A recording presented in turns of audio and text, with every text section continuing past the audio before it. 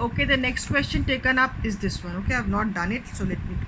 So here ABCD is a parallelogram. Okay, DN and BP, these are perpendiculars drawn on the diagonal. So from here one perpendicular and from here on the diagonal. This is given to you. You have to prove that triangle DCN is congruent to triangle BAP.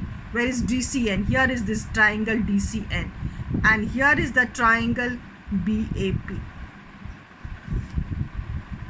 This is what you have to prove, and then you have to prove that AN is equal to CP. So let us move on to this question over here.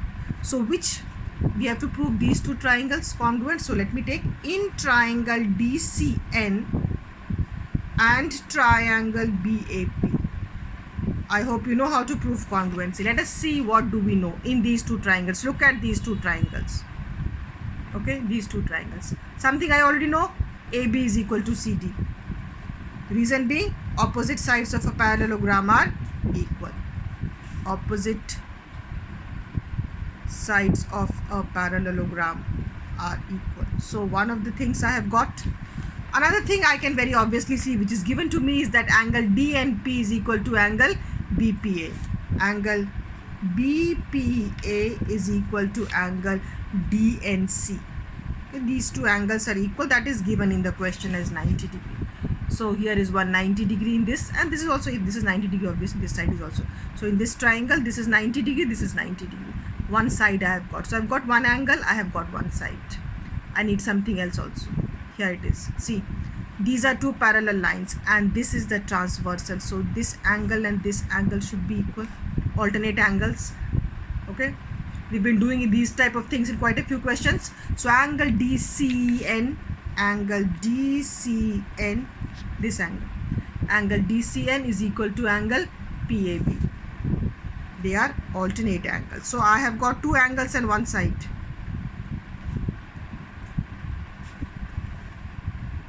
Let me check. Yes, I have got two angles, this 90 degree angle, the alternate angle, and this side. So we've got two angles and one side. So it is AAS congruency. So first part done. Therefore triangle DCN is congruent to triangle BAP. This comes by AAS congruency, angle side.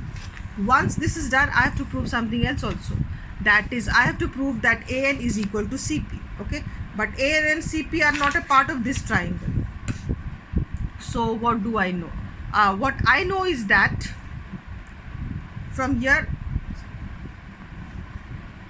excuse me, from here I can say that, now you see these two triangles I had proved congruent, this one and this one. Now what I can say from here is that NC is equal to AP. That I can say by CPCT, which is corresponding parts of congruent triangles. That means if I pick up this triangle and put one triangle on top of the other, in that case, you know, which one will fall on top of, like AB, if I can, you know, cut with the help of a scissor and place one on the top of the other. That is the meaning of congruency.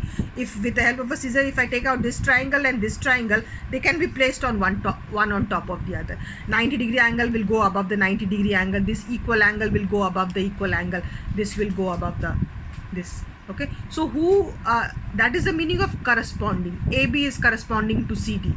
Okay. If I place one triangle on top of the other, AB should come on top of CD. That is the meaning of corresponding parts of congruent triangles. So here I have CN, this part should fall on top of AP.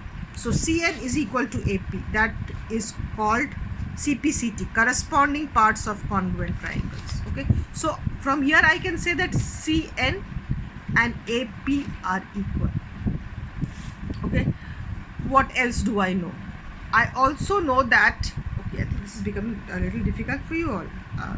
I think you people have done congruency only a little bit, isn't it? Okay. So CN is equal to AP. This comes by CPCT. Okay, I think you can leave out this part. I think this will become a little difficult for you. Okay, let it be.